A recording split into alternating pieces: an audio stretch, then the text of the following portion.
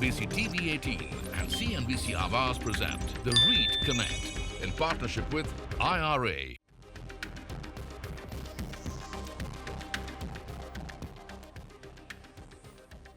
Hello and welcome और एक बार फिर से आपका बहुत बहुत स्वागत है द रीट कनेक्ट में। हमारी खास पेशकश आपके साथ मैं हूं विपिन भट्ट। तो आज बातचीत को थोड़ा और आगे बढ़ाएंगे, रीट को जाना समझा, अब तो ये भी देख लिया कि आपके पोर्टफोलियो में रीट का कितना वजन होना चाहिए। लेकिन एक बार पोर्टफोलियो में आ गया रीट्स तो उसके बाद क्या, थोड़ा उसके बारे में समझ होनी चाहिए, कैसे एनालाइज करेंगे, कैसे फॉरवर्ड लुकिंग बनेंगे रीट्स को लेके, क्योंकि आप अपने बाकी इन्वेस्टमेंट के साथ भी तो यही करते हैं, तो फिर रीट्स के साथ ये क्यों ना हो। और चूंकि एक कंपैरेटिवली नया एसेट क्लास है, इसलिए इसको अच्छी तरह से समझना, अच्छी तरह से जानना और ज़रूरी। तो थोड़ा आज और अंदर जाएंगे, पेनिट्रेट करेंगे, डीप इंसाइट लेने की कोशिश करेंगे कि रीट्स को देखने, जानने और समझने के लिए आपको क्या क्या आना चाहिए। वो टर्मिनोलॉजी हो जाए, चाहे उसकी एक ब्रॉड अंडरस्टैंडिंग हो जाए, कुछ टेक्निकल एनालिसिस आप खुद कर पाएँ, इस तरह की बातें, तो ये सब कुछ करेंगे। और आज एक बार फिर हमारे साथ हैं दो खास मेहमान, ब्रुकफील्ड इंडिया रीट के एमडी और सीईओ आलोक अग्रवाल साहब हमारे साथ हैं, और साथ ही कार्यक्रम में जुड़ रहे हैं सोमी थॉमस साहब जो कि एमडी हैं कुशमन वेकफील्ड कैपिटल मार्केट्स के। तो बहुत बहुत स्वागत है। आपका पोर्टफोलियो और बड़ा है, लेकिन उतना लंबा मैं नाम लूँगा तो यहाँ काफ़ी समय चला जाएगा, लेकिन हाँ, इतना आपके लिए काफ़ी है। सो बोथ टू जेंटलमैन्स, बड़े नाम रियल एस्टेट के अंदर, दोनों का बहुत बहुत स्वागत है। आलोक सर, एक बार फिर मैं आपसे शुरुआत करता हूँ। तो पिछले एपिसोड्स में हमने बात की रीट्स क्या है, पोर्टफोलियो में क्यों इंपॉर्टेंट है। अब आ गया पोर्टफोलियो के अंदर, अगर मुझे समझना है, देखना है, जानना है, तो मैं क्या देखूं मार्केट के अंदर। क्योंकि देखिए, एक बार रेजिडेंशियल रियल एस्टेट मार्केट की नज़र आपके नज़र में रहता है, कमर्शियल आपको उतना समझ में आता नहीं है, कॉमन इन्वेस्टर को क्या हो रहा है, क्या नहीं हो रहा है, कौन सी डील्स हो रही, कैसे ट्रैक करेंगे। सी आई थिंक रीट्स में थोड़ा एडवांटेज क्या है, लगता कॉम्प्लिकेटेड है, इवन जो ट्रैकिंग लगेगी कॉम्प्लिकेटेड, लेकिन मैं समझाऊंगा थोड़ी आसान है। कि आप देखिए, आपने रीट में आप मान लीजिए इन्वेस्ट कर दिया आपने, तो आपको एक ट्रैक करना है कि उसकी ऑक्यूपेंसी मतलब कितना परसेंट ऑक्यूपाइड है, एक वो इंपॉर्टेंट है। 85% 90% ऑक्यूपाइड हैं आजकल रीट्स, आज ये ऑक्यूपेंसी बढ़ रही है, तो as long as occupancy is improving, तो एक अच्छा साइन है कि भाई रीट्स की ऑक्यूपेंसी बढ़ रही है। रीट की ऑक्यूपेंसी बढ़ रही है जिसका मतलब ज़्यादा इनकम होगी, तो डिस्ट्रीब्यूशन ज़्यादा होगी, आपका डिविडेंड भी बढ़ेगा और फिर प्राइस भी बढ़ेगा। तो एक ऑक्यूपेंसी ट्रैक कर सकते हैं। दूसरी चीज़ आप ट्रैक कर लीजिए, भाई कमर्शियल साइकिल अच्छी चल रही है आज की डेट में, तो रेंटल्स बढ़ रहे हैं, तो वो आप ट्रैक कर लीजिए कि भाई एवरेज रेंटल लास्ट ईयर क्या था, इस ईयर क्या है, उसका अगले साल क्या उम्मीद है, तो एक वो अच्छा ट्रैक का पैरामीटर हो गया। थर्ड थिंग है कि भाई आपके टेनेंट्स किस टाइप के हैं।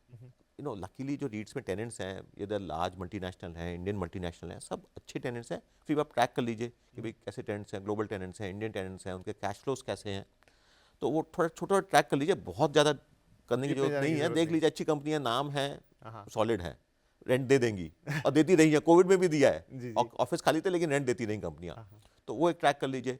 फिर रियल एस्टेट देख लीजिए, कोई पेरिफेरी में तो नहीं है, कोई पेरिफेरी में तो नहीं है। अगर पेरिफेरी में एसेट है, खाली हो सकता है वो, उसमें वैकेंसी आ सकती है, तो डेट लेवल है, ये 5-6 पैरामीटर्स ट्रैक कर लीजिए, और डिस्ट्रीब्यूशन कितना कर रहा है, प्राइस कितना एप्रिसिएशन हो रहा है, ये ट्रैक कर लीजिए। बट मैं एक चीज़ बोलना चाहूँगा कि सेबी ने जो डिस्क्लोजर नॉर्म्स बनाए हैं, उससे बहुत चीज़ें एलिमिनेट हो जाती हैं, तो मतलब इसे आपको ट्रैक कर लीजिए।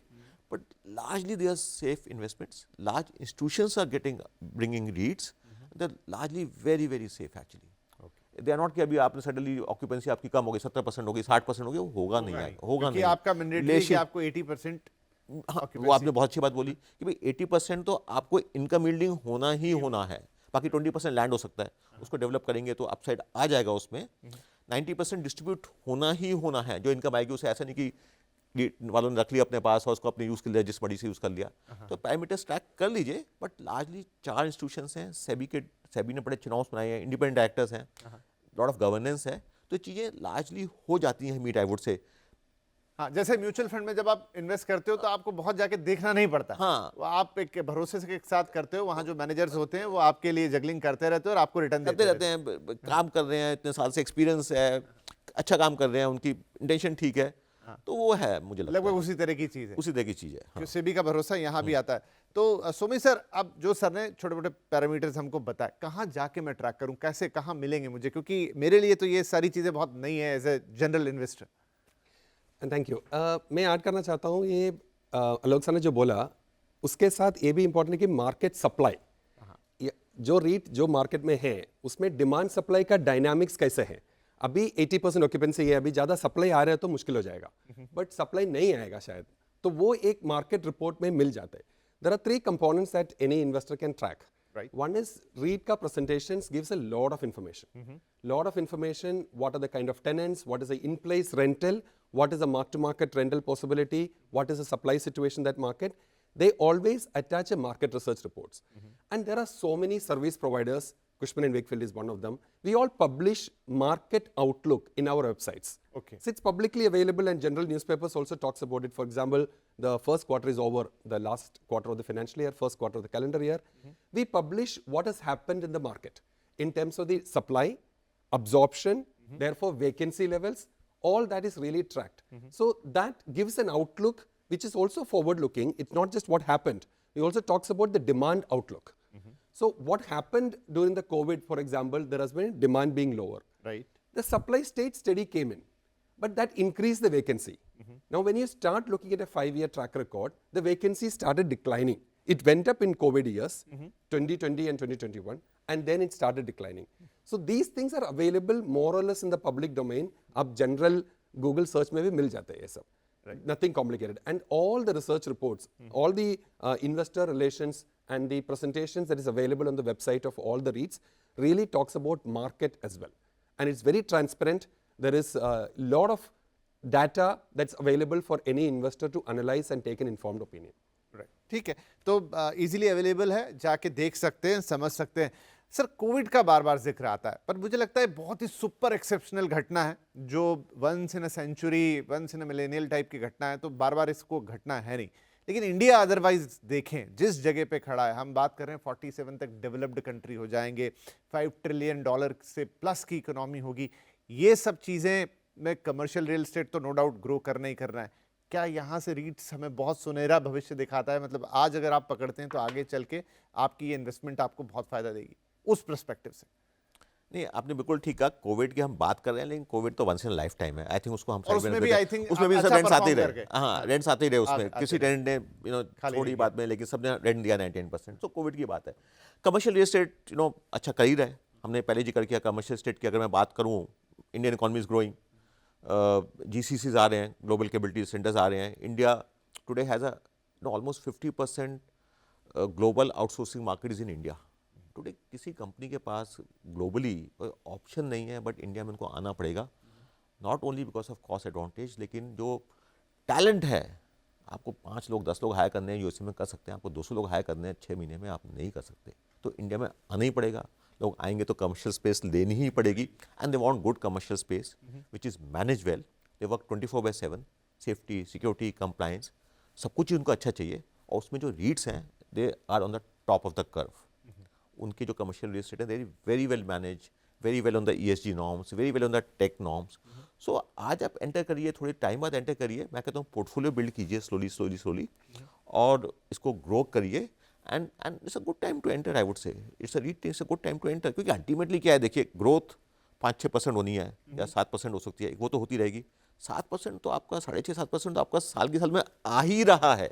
राइट. तो वो है आइसिंग ऑन द केक. एक सवाल मेरे मन में आ गया एकदम चलते चलते, मैंने लिखा नहीं था अपने सवालों की लिस्ट में, स्वामी साहब, कि जैसे सर बता रहे हैं कि जब एक फॉरेन कंपनी इंडिया में आ रही है और बढ़िया जगह देख रही है, अब 2 तरह की चीज़ें हैं. एक रियल एस्टेट उसको वो मिल रहा है जो रीटेड है या जिसमें रीट्स क्रिएटेड है या रीट के अंदर का, और एक आउट ऑफ रीट है. क्या वो लोग भी देखते हैं, टीनेंट्स भी ये चीज़ देखते हैं कि मुझे कहाँ लेना है, मुझे एक रीट वाली प्रॉपर्टी में लेना है या फिर मैं दूसरी जगह जाऊँगा, या ये क्राइटेरिया नहीं होता? ये मैं ऐसा नहीं बोलूँगा रीट वाली प्रॉपर्टी या नॉन रीट वाली प्रॉपर्टी. मार्केट में there is a definition grade A. Grade A में आलोक ने जो बोला, some of the components are very very critical. For example ESG, safety, these are better managed in a REIT. That's a very clear given. हाँ, तो फिर कहीं ना कहीं उनके भी दिमाग में वो चीज़ आती होगी. Definitely, it's an important parameter. If you have a REIT property in that market, there is naturally a preference for the tenants to be in such a property. Right. But there could be other institutional grade quality properties which can also be considered. Right. But definitely it's not comparable to any other building which is not driven by an institutional asset class. See, corporate governance, and it's a very large word. But corporate governance के अंदर जो होता है, timely fair renewal. It's a very small issue. But is it mandatorily done? It's not because compliance has to be there. It's important for the asset managers to maintain it. Their tenants are asking. So the quality of the tenants also demand a lot more delivery of performance from the companies. So the amenities, it's a very important aspect of today's corporate real estate. Sitting in Bombay, we probably can't perceive the campuses that we have in Bangalore or Gurgaon, जो बनाया है हैदराबाद में. The campus has a lot of F&B and eating out and dining options. Right. Completely, it's a city in itself. Probably not many may not have accommodation, but they will have good dining options within the campus itself. Safe, secure environment, which is more underlined by the institutional framework of a REIT. And that gives more comfort to the international tenants when they're coming looking for it. Because they want to attract the best talent. Today, India is not a low-cost destination. Any company is coming to India because the high quality of the talent that India has. Right. Whether it is in engineering, R&D. Let's talk about AI for a second. Artificial intelligence is being talked about that it could probably take away the India story and the Indian IT growth rate would come down. But just take NVIDIA, 1 million square feet RFP in the market today. Last year, if you look at it, Qualcomm has taken almost 1 million square feet. Right. If you look at all, AMD has taken space in the past. If you look at all the chip companies, they are increasing their presence in India. Million square feet means, again, we are talking about huge workforce being added there. Right. So in summary, the change that is happening, like Alok said, global companies cannot have a go-to-market strategy without having an India backbone. So earlier we used to hear India is second largest growing economy. Today India is the largest growing economy for the last 5 years. Right. And this base is going to continue. So that gives a lot of comfort for the demand outlook for the commercial real estate. And that in turn will influence the performance of the REITs. Right तो आलोक जी अभी तो हम सिर्फ commercial real estate में तो 3 ही रीट हैं और सोमी साहब जो कहानी या पिक्चर हमें दिखा रहे हैं तो 3 की तो 30 हो जानी चाहिए जल्दी. बिल्कुल ठीक है, बिल्कुल ठीक है. 3 रीट हैं कमर्शियल में और एक है Retail 4 रीट हैं तो 40 होनी चाहिए फटाफट. राइट 40 फटाफट होनी चाहिए और ग्लोबली तो 1000 है. तो और इंडिया में जो अगर आप देखें जो टोटल कमर्शियल पोर्टफोलियो है अबाउट उसका 10 से 15%, सोमी वुड नो बेटर बट सोमी के डाटा बहुत परफेक्ट होता है, 15% शायद है रीट में. तो बाकी भी जो ग्रेड ए है जो वर्ड यूज़ किया उन्होंने बिल्कुल ठीक वर्ड यूज़ किया वो भी रीट में आना है और नया भी बनता जाएगा. और जो नया है वो लार्जली ग्रेड ए बन रहा है क्योंकि अब companies want best of the offices, they don't want to compromise there. So story is very good for commercial. Hotel REITs पे आ सकते हैं, डाटा सेंटर रीट्स पे आ सकते हैं, हॉस्पिटल रीट्स आ सकते हैं, सीनियर लिविंग रीट्स आ सकते हैं, वो सभी आएंगे धीरे धीरे. ओके हाँ मैं देख रहा हूँ वर्ल्ड वाइड तो कई तरह के रीट्स Yes, हैं. yes. हमारे यहाँ अभी 2 ही कैटेगरी प्राइमरली काम कर रही हैं. उसमें से भी आपका 70% तो या 80% तो आपका कमर्शियल Commercial है, है. एक रिटेल का रीट है. लेकिन आगे 30-40 रीट की उम्मीद कर सकते हैं बिल्कुल बिल्कुल बिल्कुल जितना काम बिल्कुल. हो रहा है और जिस तरह का पिक्चर है यस इंडिया के लिए. टाइम लगेगा पर होंगे, डेफिनेटली होंगे, उसमें कोई डाउट ही नहीं है. और ये रीट्स भी साइज में बहुत बढ़ेंगे, हाँ हाँ इनका भी साइज बढ़ेगा. इनका साइज भी बढ़ेगा, डिफरेंट सेक्टर्स में आएंगे, नए रीट्स आएंगे. तो story is looking very good from that growth point of view also. So I'll just add numbers to the perspective. India has around 800 million square feet of office space. Right Out of 800 million square feet, around 50 to 60% is REITable stock. Okay. Why I call REITable is if you have done strata sales, if you have done floor-wise sales, if you have done tukra karke base diya to, then you can't do a REIT. It has to be owned by an institution. There can be a little bit of a sale here and there. So that 400 million square feet ka 25% is already REITed. Okay. Of the larger in stock, it's only 15%. That's correct. India keeps adding almost 40 to 45 million square feet every year. Okay So we are that's growing market. Some of them are poured by the REITs, some of them are poured by other graded developers. So definitely there is a potential for another, maybe not 30, at least 5 to 10 in the next 2 years, and then probably more in the coming future. Because 400 million square feet is a REITable stock. Only 100 million, close to 100 million is currently being REITed. 4 time और हम 4 REET time कर और. सकते हैं. मैं बात कर रहा था डिफरेंट सेक्टर्स पे Of और वो course, 10 इयर्स. of course. हाँ 2 साल में तो खैर नहीं राइट तो बड़ा मजा आ रहा है मुझे. नहीं अंदाजा था कि इंडियन कमर्शियल रियल एस्टेट या रिटेल रियल एस्टेट की कहानी इतनी एक्साइटिंग है. अब जब पता लग रही है तो लग रहा है कितना कुछ हो रहा है क्योंकि हम इन जनरल सिर्फ एक रेजिडेंशियल रियल एस्टेट को ही रियल एस्टेट मान लेते हैं, कमर्शियल को थोड़ा दूर दूर से देखते हैं, दुकान वगैरह को थोड़ा बहुत इंक्लूड कर लेते हैं. लेकिन रीट की कहानी मज़ेदार है और जो तस्वीर यहाँ से दिख रही है वो तो कमाल की है. थोड़ी सी रीट्स की टेक्नोलॉजी पे जरा बात हो जाए और फिर कुछ और इंपॉर्टेंट सवाल जो हम उनसे पूछेंगे। तो चलिए आप लोगों का एक तरीके से क्विक फायर टेस्ट हो जाएगा, क्विक क्वेश्चन राउंड ले लेते हैं। कुछ टर्मिनोलॉजी है जो हमें लगा कि इंपॉर्टेंट है, लोगों को जानना चाहिए। फॉर एग्जाम्पल सबसे पहले आता है स्पॉन्सर। तो आलोक, स्पॉन्सर कौन है? हाँ, तो स्पॉन्सर इनका पोर्टफोलियो है, जो ओनर्स हैं उसके, मतलब रीट का जो मालिक है। हाँ, रीट का जो मालिक है एक तरह से। ऑफ कोर्स इसमें तो पब्लिक कंपनी है, बट अगर मान के चलें कि जो मालिक हैं रीट के, जिन्होंने एसेट्स डाले हैं, दे आर द स्पॉन्सर्स। हाँ, लेकिन ये ट्रस्ट से अलग है। हाँ, मतलब एक तो स्पॉन्सर हो गया, और जो रियल रीट जिसको कह रहे हैं, जो ट्रस्ट है, रीट का ट्रस्ट बन गया। हाँ, हाँ। है, उसमें स्पॉन्सर्स के एसेट्स डाल दिए, और उसके बाद इन्वेस्टर्स आ गए। इन्वेस्टर आ गए। तो तीन चीजें हो गई, स्पॉन्सर हो गया, ट्रस्ट हो गया, और इन्वेस्टर हो गया। Investor रीट हो बीच में रखा है, एक तरफ स्पॉन्सर, absolutely. एक तरफ इन्वेस्टर। क्लियर है, राइट। ऑक्यूपेंसी, हालांकि इन जनरल तो सबको पता है, लेकिन in terms of रीट्स occupancy. The occupancy is the, if there's 30 million square feet of the overall size of the portfolio, out of that, how much is income generating? 80% occupancy is the minimum that is mandated by the SEBI as per the norms. So 95% हो सकते हैं, 85% हो सकते हैं, जितना ज़्यादा occupied है उतना अच्छा है for the investors. So quarter on quarter, they disclose their occupancy. It is something that the investors can track. How much of the total space is occupied and income generating. ये important है, income generate कर रही है। ऐसा नहीं कि है और खाली पड़ी हुई है, वो नहीं होना चाहिए। ये ऑक्यूपेंसी है यहाँ पर। डिस्ट्रीब्यूशन यील्ड, आई थिंक ये बड़ा इंपॉर्टेंट क्राइटेरिया है कि डिस्ट्रीब्यूशन यील्ड कितनी है। मान लो यील्ड का प्राइस मान लीजिए 300 रुपया है, और आप डिस्ट्रीब्यूशन साल में दे रहे हैं 22 रुपया, तो 22 डिवाइड बाई 300, और करीब 7% आपकी 7.25% डिस्ट्रीब्यूशन यील्ड हो गई। और ये डिस्ट्रीब्यूशन यील्ड जैसे जैसे कैसे एस्केलेशन होता है रियल एस्टेट में, हर साल 5% एस्केलेशन होता है, तो ये बढ़नी चाहिए। ओके, तो ये नंबर जितना बड़ा होगा उतना बेहतर है। हाँ, परसेंटेज टर्म से, परसेंटेज जितना बड़ा होगा आप उतना अच्छा है। देखिए कि अगर पहले 3 था, अभी 5 हो गया, फिर 7 हो गया, मतलब ग्रो हो रहा है।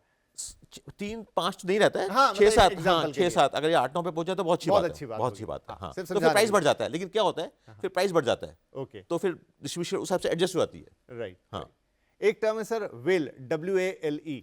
Very important term है। It's called weighted average lease expiry. Okay, अभी आपका पोर्टफोलियो में जितने टेनेंट्स है उसका एवरेज लीज पीरियड कितने हैं, तो weighted average of lease expiry, अभी आपका 10 साल का लीज होता है नॉर्मली, 5+5 बोलते हैं, कभी कभी 10-15 भी हो सकते हैं, but normally it's a 10 year lease. Okay, उसमें how many tenants are with you for what period of time. Okay, अभी पूरा weighted average lease expiry could be 5-6 years, 7 years, 8 years, तब तक tenants are there with you locked in. Okay, So they will not, normally they will not go out of your park. There are मतलब आपकी building को vacant होने में कितना time बाकी है? हाँ, अभी जो existing 90% जो occupancy जो बोला है, उसका lease expiry कितने हैं? Some will be 10 years, some could be 5 years, some could be 2 years. So उसका weighted average with the size and the term period मिला के weighted average lease expiry. जितना अच्छा है उतना, जितना ज़्यादा है उतना अच्छा है. But there is a caveat here. Okay. Now, if the market, if the rentals are going up, rental बहुत बढ़ रहे, तेजी से बढ़ रहे, तो आपका ज्यादा लॉक इन होता अच्छा नहीं है, तो अब बट सेफ्टी बढ़ेगा, आपका लॉक इन ज्यादा है तो सेफ्टी बढ़ेगा, बट आपका मार्केट अच्छा चल रहा है, आपका फायदा नहीं उठा पा रहे, हाँ, आपको मार्केट में जाके नया टेनेंट को लेने के लिए तो वो प्रॉब्लम है। तो एक बैलेंस होना चाहिए। एक it is wrong to say that it has to be higher the better, एक बैलेंस होना चाहिए। नहीं, अच्छा बताया ये आपने, बढ़िया है। नेट एसेट वैल्यू हम म्यूचुअल फंड के हिसाब से तो जानते हैं, यहाँ पर भी वही होता है? हाँ, वही है। I think net asset value की क्या है, अपने जो पोर्टफोलियो है उसकी नेट एसेट वैल्यू क्या है, आपकी total equity plus debt, debt minus किया उसमें से, सो दैट्स एक फॉर्मूला है, प्रॉपर्टी की market value minus liability upon outstanding units.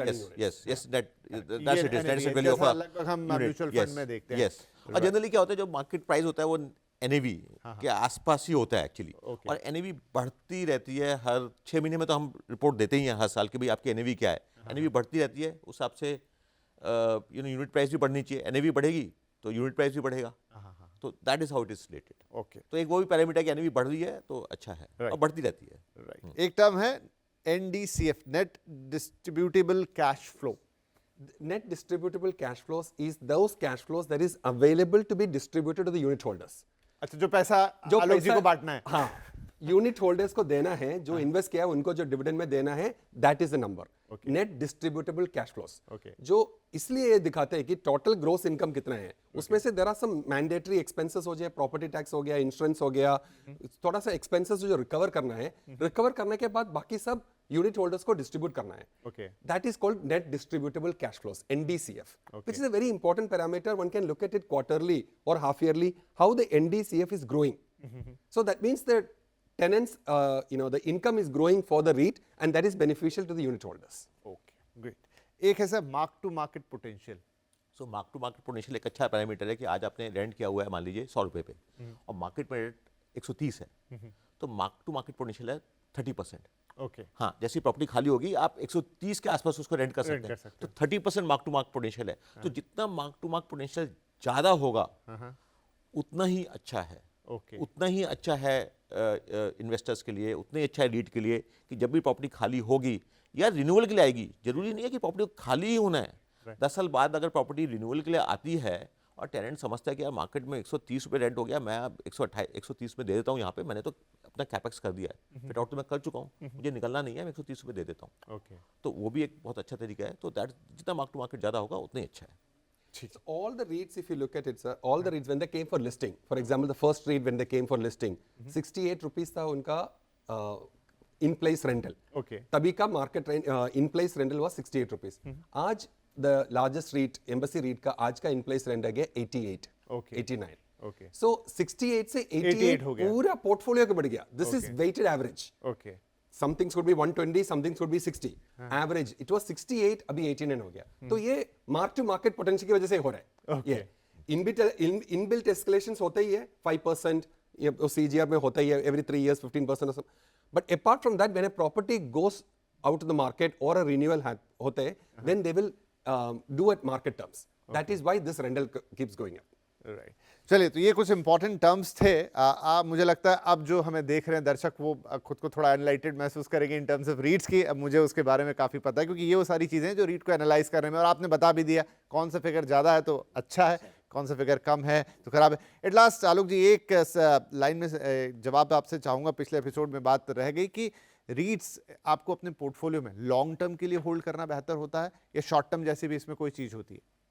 नहीं, करने वो कर सकते हैं शॉर्ट टर्म के लिए, लेकिन रीट का पर्पस क्या है? रीट का पर्पस है कि मैं एक long term passive income build करना चाहता हूँ। मैं स्टूडेंट हूँ, मैं पढ़ रहा हूँ, मुझे थोड़ी सी इनकम आती रहे।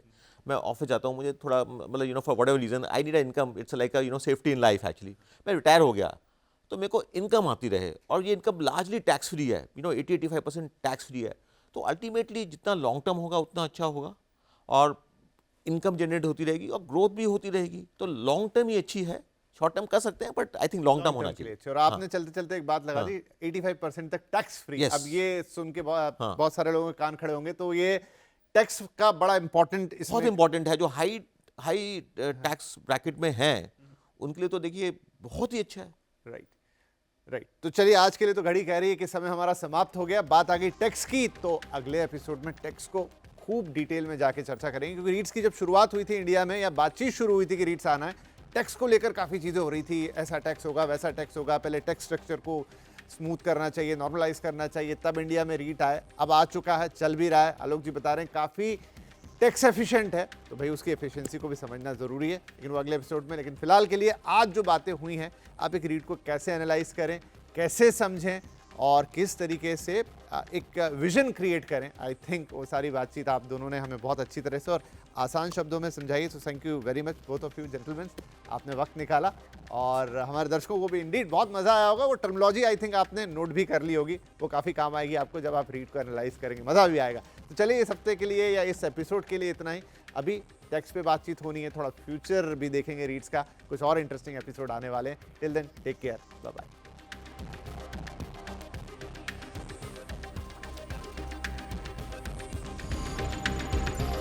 CNBC TV 18 and CNBC Awaaz present The REIT Connect in partnership with IRA.